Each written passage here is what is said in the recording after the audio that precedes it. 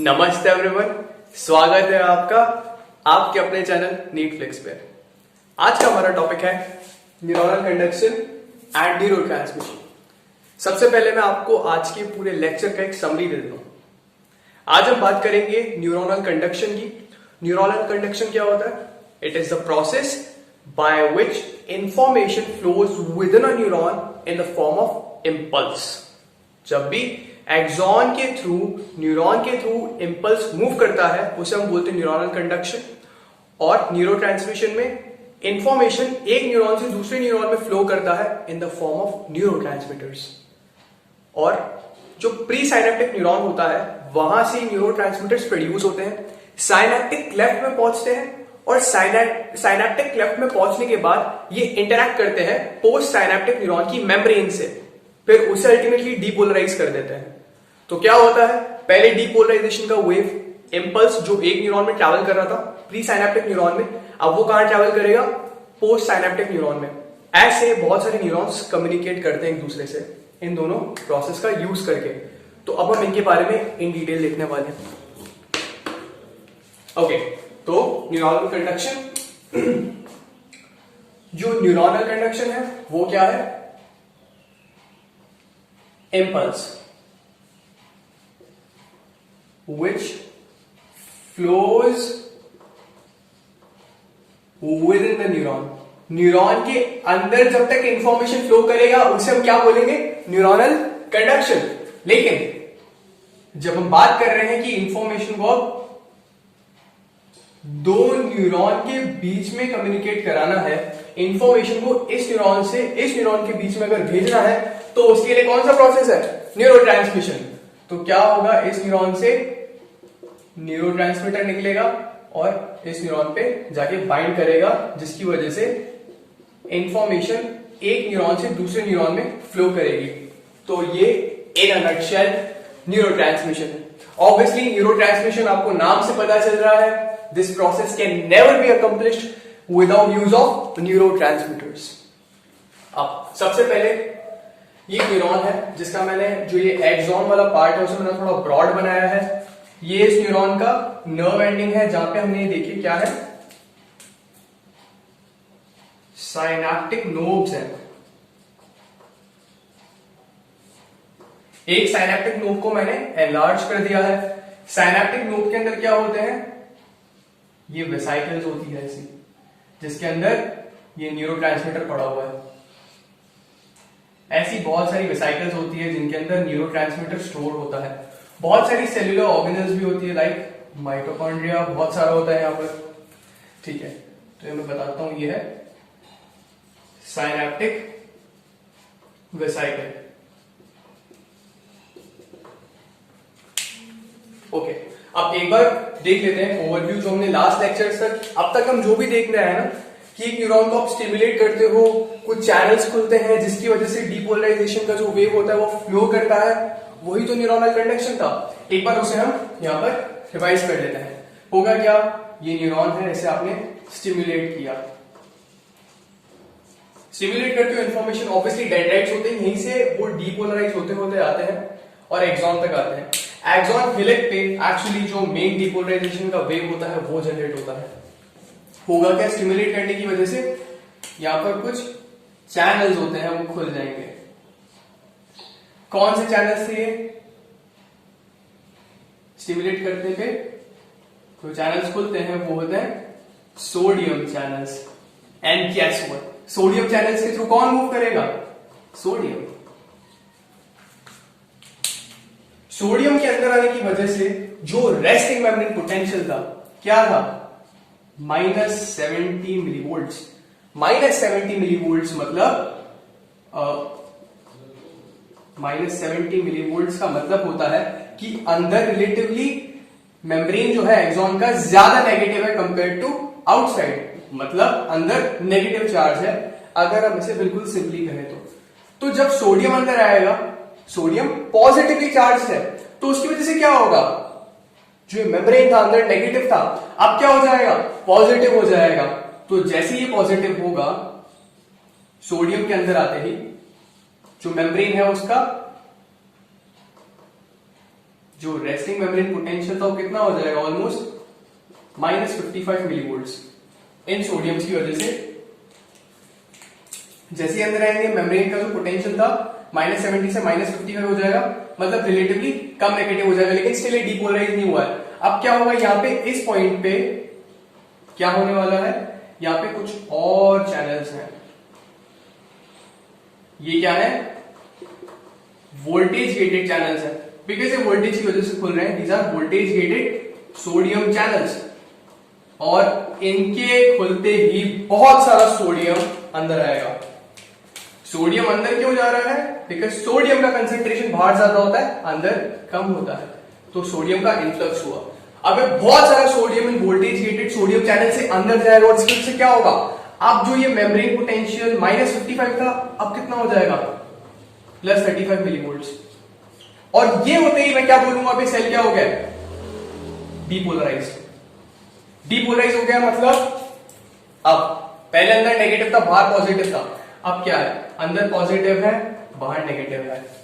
तो अब क्या होगा, ये तो सिर्फ इस रीजन की बात है, जिस रीजन में ये डीपोलराइजेशन हुआ है, सिर्फ उस रीजन में क्या हो गया, ये पॉजिटिव नेगेटिव हो गया, अंदर पॉजिटिव बाहर नेगेटिव। लेकिन ऐसे जो और रीजन्स हैं न्यूरॉन के, वो भी क्या है, अंदर नेगेटिव बाहर positive. So guess what, current flow करेगा पॉजिटिव नेगेटिव, जिसे हम क्या बोलते हैं, इंपल्स या फिर action potential. So this is how action potential is generated. और अब क्योंकि आगे वाला रीजन जो है न्यूरॉन की मेम्ब्रेन का, वो भी नेगेटिव है, तो ये सारे रीजन्स धीरे धीरे करके डीपोलराइज होते जाएंगे, होते ही जाएंगे, और इसी प्रोसेस को हम क्या बोलते हैं, न्यूरॉनल कंडक्शन। क्या बोलते हैं हम इसे, न्यूरॉनल कंडक्शन। सो ये क्या था, न्यूरॉनल कंडक्शन।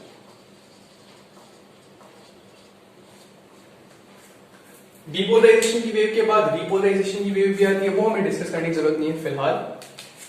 ओके, तो अब जैसे ही डीपोलराइजेशन का वेव इस न्यूरॉन के टर्मिनल पे पहुंचेगा, तो क्या होगा, जैसे ही इस न्यूरॉन के टर्मिनल पे पहुंचेगा ये डीपोलराइजेशन का वेव, जिसको मैं ऐसे रिप्रेजेंट कर रहा हूं, तो क्या होगा, इन नर्व एंडिंग्स पे कुछ चैनल होते हैं,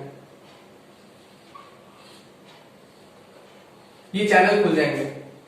ये चैनल किसकी वजह से खुल रहे हैं, because of action potential. Action potential आ रहा है, जो पहले मेम्ब्रेन का वो -70 मिलीवोल्ट था, लेकिन जैसे ही वो पॉजिटिव 35 मिलीवोल्ट होता है, तो उसकी वजह से चैनल खुल रहे हैं। तो ये चैनल क्या होंगे, वोल्टेज गेटेड चैनल्स। लेकिन वोल्टेज गेटेड चैनल्स तो हैं, किसके हैं voltage gated channels, these are voltage gated calcium channels. What are these, these are voltage gated calcium channels. तो इनके थ्रू क्या होगा, कैल्शियम का मूवमेंट होगा। अभी खुल गए हैं, तो अब क्या होगा, इसके थ्रू कैल्शियम का मूवमेंट होगा। क्वेश्चन ये है कि कैल्शियम बाहर से अंदर आएगा या फिर अंदर से बाहर जाएगा। ये डिपेंड करता है कि कैल्शियम का कंसेंट्रेशन ज्यादा कहां पर है। And calcium it is found in greatest concentrations in extra cellular fluid. तो होगा क्या, कैल्शियम कहां जाता है, एक्स्ट्रा सेल्यूलर फ्लूइड। कम कहां पर है, इंट्रासेल्यूलर फ्लूइड। क्या होगा, सिर्फ इनफ्लक्स, कैल्शियम अंदर आएगा। अब कैल्शियम अंदर आने के बाद क्या करता है, अब कैल्शियम जब अंदर आएगा तो जो वेसिकल्स है इनसे जाके इंटरैक्ट करेगा और इन वेसिकल्स को फ्यूज कराएगा। किसके साथ, कैल्शियम अंदर आया और उसने इन वेसिकल्स को फ्यूज कराया इस न्यूरॉन की मेम्ब्रेन से। और अब जो इसके अंदर का सारा कंटेंट था, अंदर क्या था, न्यूरोट्रांसमीटर, वो रिलीज हो गया। That's so simple. वापस देखते हैं हुआ क्या, न्यूरोनल कंडक्शन की वजह से जो एक्शन पोटेंशियल जनरेट हुआ था एक्सन हिलक पे, अब वो आ गया है इस एक्सॉन के टर्मिनल पे। जैसे ही वो साइनेप्टिक नोड पे पहुंचता है, वहां पर वोल्टेज गेटेड कैल्शियम चैनल्स खुल जाते हैं और उनमें से क्या होता है, कैल्शियम अंदर आने लगता है। Because calcium extra cellular fluid में ज्यादा होता है, तो वो इंट्रा सेल्यूलर फ्लूइड में आ रहा है। इस कैल्शियम की वजह से जो साइनेप्टिक वेसिकल्स थे, जिनके अंदर बहुत सारा न्यूरोट्रांसमीटर है, हमें क्या बात कर रहे हैं, हम अभी बात कर रहे हैं न्यूरोट्रांसमिशन की। तो हमें न्यूरोट्रांसमीटर्स की जरूरत है, वो रिलीज कैसे होंगे? ऑब्वियसली हमें साइनेप्टिक नोड से न्यूरोट्रांसमीटर्स को निकाल के बाहर छोड़ना है, तो उसके लिए कैल्शियम आता है अंदर, साइनेप्टिक वेसिकल्स को फ्यूज कराता है इस साइनेप्टिक नोड की मेम्ब्रेन से, और अब क्या होगा? न्यूरोट्रांसमीटर्स रिलीज हो गए इस ओपन स्पेस में। इस ओपन स्पेस को हम क्या बोलते हैं? इस ओपन स्पेस को हम बोलते हैं synaptic cleft. What do we call it? We call it synaptic cleft. अब साइनेप्टिक क्लेफ्ट में आ गए, ये जो मैंने स्ट्रक्चर बनाया यहां पे, ये क्या है? ये है डेंड्राइट। डेंड्राइट किसका है? उस नियर बाय न्यूरॉन का है जहां पर हमें इंपल्स को भेजना है, जहां पर हमें इंफॉर्मेशन को भेजना है। ये उस न्यूरॉन का डेंड्राइट है। बिकॉज हमने बात करी थी डेंड्राइट का काम क्या होता है? इंफॉर्मेशन को कलेक्ट करना। तो इंफॉर्मेशन को कलेक्ट करने के लिए रेडी है। वो इंफॉर्मेशन किस फॉर्म में है कि जो कलेक्ट करेगा? न्यूरोट्रांसमीटर्स की फॉर्म में। तो न्यूरोट्रांसमीटर रिलीज हो गया है। अब कुछ इंपॉर्टेंट चीजें जो हमें यहां पे देखनी है वो ये है कि ये जो न्यूरॉन है ग्रीन कलर से बनाया है और जो ब्लैक कलर से न्यूरॉन बना है इसका डेंड्राइट, इनके बीच में एक जंक्शन बन रहा है। वो जंक्शन एक्चुअली किन स्ट्रक्चर के बीच में बन रहा है? अगर ध्यान से देखें तो उसमें एक आता है ग्रीन वाला न्यूरॉन जिसका हम बात कर रहे हैं, क्या है? एक्सॉन टर्मिनल है इसका मेम्ब्रेन। एक बीच में ये स्पेस जो आ रहा है साइनेप्टिक क्लेफ्ट वो, और जो डेंड्राइट है दूसरे न्यूरॉन का, उसके बीच में जंक्शन बन रहा है। इस जंक्शन को हम बोलते हैं synapse. What do we call it? इस पूरे जंक्शन को हम क्या बोलते हैं? साइनेप्स। अब साइनेप्स पे साइनेप्टिक क्लेफ्ट में न्यूरोट्रांसमीटर आ रहा है, तो ये जो साइनेप्स है, इस साइनेप्स में जो न्यूरॉन सबसे पहले आ रहा है इंफॉर्मेशन को कंडक्ट कराने के लिए, साइनेप्स से जस्ट पहले वाला जो न्यूरॉन है ग्रीन वाला न्यूरॉन, इसको मैं क्या बोलूंगा? Pre synaptic neuron. क्या बोलूंगा? Pre synaptic neuron. In other words, the neuron which is just throwing these neurotransmitters in the synaptic cleft, those neurons are called presynaptic neurons. And the neuron which is receiving these neurotransmitters or which is providing space for these neurotransmitters to act upon, that neuron is called postsynaptic neuron. तो होगा क्या? जो green वाला neuron है इसे हमने बोल दिया प्रीसाइनेप्टिक न्यूरॉन, जो कि न्यूरोट्रांसमीटर्स को रिलीज कर रहा है, plus synaptic cleft plus post synaptic neuron.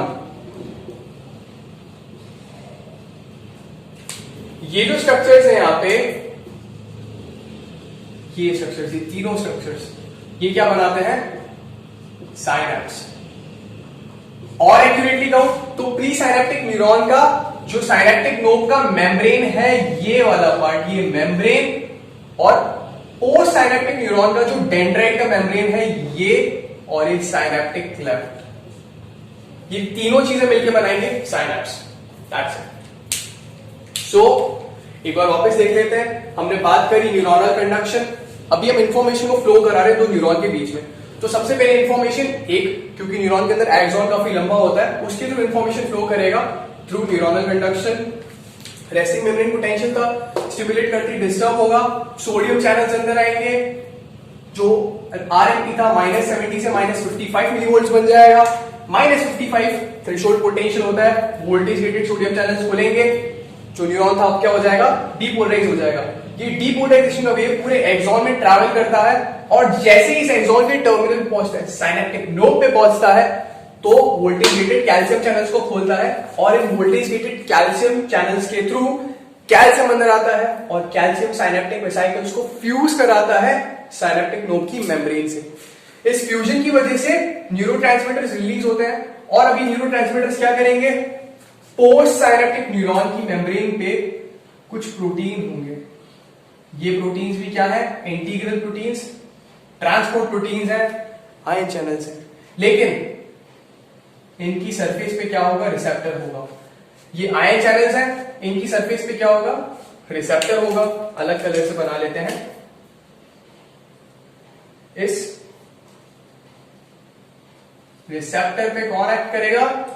ये न्यूरोट्रांसमीटर। ये न्यूरोट्रांसमीटर इस रिसेप्टर पे जाके बाइंड करेगा, और जब बाइंड करेगा तो पहले क्या था? पहले ही चैनल जो था क्लोज था, तो इसके थ्रू कोई आयन अंदर जा नहीं सकता था, ना बाहर आ सकता था। जैसे ही न्यूरोट्रांसमीटर बाइंड करता है, ये चैनल खुल जाता है और इसके थ्रू अब आयन जो है वो अंदर जा सकते हैं। अब मैं बात कर रहा हूं आयन इन्फ्लक्स की, तो कौन सा आयन अंदर जाएगा? सी, एक बात बिल्कुल क्लियर है कि ये जो डेंड्राइट है इसका भी रेस्टिंग मेम्ब्रेन पोटेंशियल है -70 मिलीवोल्ट्स। अगर इसे डीपोलराइज करना है तो इसका जो इनसाइड है मेम्ब्रेन का अंदर वाला पोर्शन है, उसको पॉजिटिव करना है कि नेगेटिव करना है? पॉजिटिव करना है। मतलब अगर कोई भी केटायन या पॉजिटिवली चार्ज आयन अंदर जाएगा तो मेम्ब्रेन डीपोलराइज होगी, और अगर कोई नेगेटिवली चार्ज आयन गया, मेम्ब्रेन ऑलरेडी अंदर नेगेटिव है, और नेगेटिव भरोगे तो क्या होगा? रेस्टिंग मेम्ब्रेन पोटेंशियल तो जो -70 मिलीवोल्ट पे था अब हो सकता है -75 मिलीवोल्ट हो जाए या -80 मिलीवोल्ट हो जाए। तो क्या एक्साइट हो रहा है? नहीं हो रहा है। अब ये क्या होगा? इनहिबिट होगा। तो समझना पड़ेगा, अगर एनायन अंदर जाएगा, नेगेटिवली चार्ज आयन अंदर जाएगा, तो जो न्यूरॉन है, नेक्स्ट न्यूरॉन है, ये इनहिबिट होगा। पॉजिटिवली चार्ज आयन अंदर जाएंगे तो ये न्यूरॉन एक्साइट होगा। अभी डिपेंड करता है कि कौन सा आयन जाएगा, कौन सा नहीं जाएगा, ये डिपेंड करता है न्यूरोट्रांसमीटर पे। अगर न्यूरोट्रांसमीटर एक्साइटेटरी है तो क्या करेगा? न्यूरॉन को एक्साइट करेगा, और अगर न्यूरोट्रांसमीटर इनहिबिटरी है तो इनहिबिट करेगा। एक्साइटेटरी न्यूरोट्रांसमीटर में मोस्ट कॉमन जो आपकी टेक्स्ट बुक में भी है वो है एसिटाइल कोलिन, और भी बहुत सारे होते हैं, ग्लूटामेट होता है, डोपामीन होता है, नॉरएपिनेफ्रिन भी न्यूरोट्रांसमीटर की तरह वर्क करता है। इनहिबिटरी में आपको एक याद करना है गैबा, GABA, गैबा। गैबा क्या होता है? Gamma amino butyric acid. इसलिए बता रहा हूं बिकॉज एक बार एग्जाम में क्वेश्चन आ चुका है, which among the following is an inhibitory neurotransmitter, तो उसमें गैबा है उसका आंसर। अच्छा, एक्साइटेटरी न्यूरोट्रांसमीटर की बात करिए तो एसिटाइल कोलिन के बारे में बता देता हूं। अगर इसकी डेफिशिएंसी हो जाती है ना, अगर एसिटाइल कोलिन की डेफिशिएंसी हो गई सेंट्रल नर्वस सिस्टम में, तो एक डिजीज होता है जिसे हम बोलते हैं Alzheimer's disease. We call it Alzheimer's disease, Alzheimer's disease, whatever you guys call it. Okay, और अगर डोपामीन की डेफिशिएंसी हो जाए तो क्या होता है? Parkinson's disease. दोनों बड़ी खतरनाक बीमारियां हैं। Parkinson's disease due to deficiency of dopamine, Alzheimer's disease due to deficiency of acetyl choline. Okay, अब जो न्यूरोट्रांसमीटर मान लेते हैं ये क्या था? एसिटाइल कोलिन था। तो एसिटाइल कोलिन यहाँ पे बाइंड करेगा तो क्या होगा? बिकॉज एक्साइटेटरी है तो कोई पॉजिटिवली चार्ज कैटायन होगा वही अंदर जाएगा। एंड लकीली एसिटाइल कोलिन के केस में वो न्यूरोट्रांसमीटर वो आयन जो होता है कैटायन होता है सोडियम। सोडियम अंदर जाएगा तो आरएमपी था उसे डिस्टर्ब कराएगा, क्या कराएगा? मेम्ब्रेन को डीपोलराइज। तो ये डेंड्राइट क्या हो गया? डीपोलराइज हो गया, और इसके थ्रू क्या हो रहा है? इंपल्स मूव कर रहा है। तो इस सोडियम ने क्या करा? आरएमपी डिस्टर्ब किया और डीपोलराइजेशन का वेव क्रिएट कर दिया पोस्ट साइनेप्टिक न्यूरॉन के अंदर। तो वापस देखते हैं, वेसाइकल था, साइनेप्टिक वेसाइकल फ्यूज हुआ, न्यूरोट्रांसमीटर को रिलीज किया, साइनेप्टिक लेफ्ट से न्यूरोट्रांसमीटर पोस्ट साइनेप्टिक न्यूरॉन की मेम्ब्रेन पे गया, यहां पर ये रिसेप्टर्स थे उसके उस पे बाइंड किया, और वो रिसेप्टर ने जो चैनल था आयन चैनल उसे खोल दिया। उस आयन चैनल की वजह से जो सोडियम था वो अंदर गया, और सोडियम ने जाके नेक्स्ट न्यूरॉन को डीपोलराइज कर दिया। So that's how information flows between neurons. ये एक सर्किट बना है, न्यूरॉनल कंडक्शन, एक न्यूरॉन के अंदर न्यूरोट्रांसमीटर, एक न्यूरॉन से दूसरे न्यूरॉन में इंफॉर्मेशन का transmission. So this is how to neurons interact with each other. अब आज का लास्ट टॉपिक जो हमें देखना है वो है अबाउट साइनेप्स। मैंने क्या कहा? साइनेप्स क्या है? साइनेप्स कॉम्बिनेशन होता है प्री साइनेप्टिक न्यूरॉन की एक्सॉन टर्मिनल की मेम्ब्रेन का, और साइनेप्टिक क्लेफ्ट का, और पोस्ट साइनेप्टिक न्यूरॉन की डेंड्राइट की मेम्ब्रेन का। ओके, अब हम साइनेप्स को क्लासिफाई करते हैं as chemical synapse and electrical synapse. होती क्या है दोनों? सी, इसे समझने के लिए पहले एक बार हम एक चीज डेमोन्स्ट्रेट करके देखते हैं। मेरे पास यहाँ पे ये दो पेन है, मान लो ये दोनों पेन कॉपर वायर्स हैं, ये एक कॉपर वायर, ये दूसरी कॉपर वायर। कॉपर वायर इस वाली जो इलेक्ट्रिक करंट है वो इस वाली कॉपर वायर के अंदर फ्लो कर रहा है, इसके अंदर नहीं कर रहा है।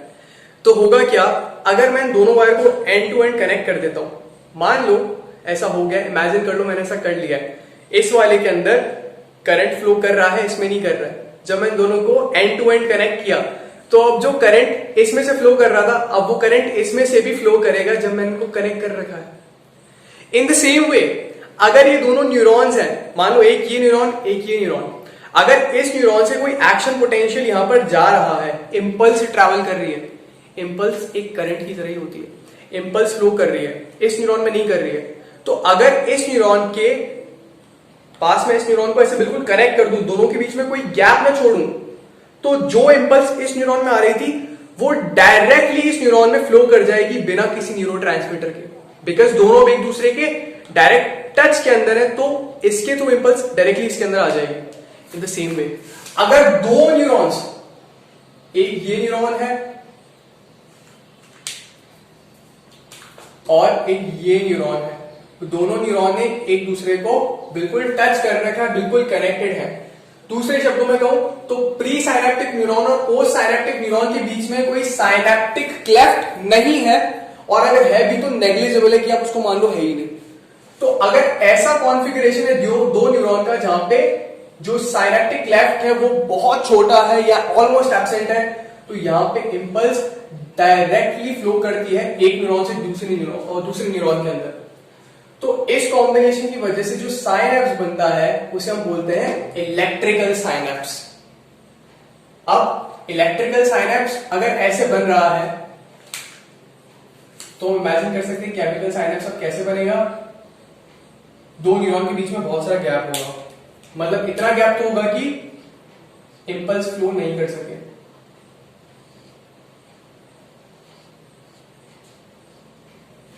ये दो न्यूरॉन्स है, इनके बीच में अच्छा खासा साइनेप्टिक क्लेफ्ट है। सी जो साइनेप्टिक क्लेफ्ट है ये क्या कर रहा है, एक मीडियम प्रोवाइड कर रहा है जो इंपल्स को फ्लो नहीं करने देगा, एक इंटरफेस क्रिएट कर रहा है जहां से जो इंपल्स है एक न्यूरॉन से दूसरे न्यूरॉन में नहीं ट्रैवल कर सकती डायरेक्टली, इंसुलेटर का काम कर रहा है। तो मुझे क्या चाहिए, मुझे कुछ ऐसा चाहिए, कोई केमिकल चाहिए जो एक न्यूरॉन से दूसरे न्यूरॉन के अंदर जा सके, और वही वही केमिकल न्यूरोट्रांसमीटर होता है।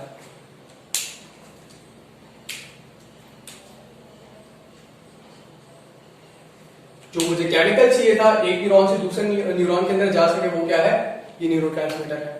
अब नोटिस कर सकते हो इलेक्ट्रिकल साइनेप्स है, यहां पर गैप नहीं है, इंपल्स एक न्यूरॉन से दूसरे न्यूरॉन में डायरेक्ट ट्रैवल कर रहा है, तो ये क्या होगा, ये होगा फास्ट। तो ये साइनेप्स क्या होता है, इलेक्ट्रिकल साइनेप्स फास्ट होता है। हमारे सिस्टम के अंदर, ह्यूमन बॉडी के अंदर बहुत रेयरली मिलता है, लेकिन हाँ जहां पर भी मिलेगा सुपर फास्ट होगा। केमिकल साइनेप्स रिलेटिवली स्लो होता है इलेक्ट्रिकल साइनेप्स से, और केमिकल साइनेप्स के लिए हमें किसकी जरूरत पड़ती है, न्यूरोट्रांसमीटर्स की, और इलेक्ट्रिकल साइनेप्स में न्यूरोट्रांसमीटर्स की जरूरत नहीं पड़ती है। तो ये कुछ इंपॉर्टेंट बातें इनके बारे में।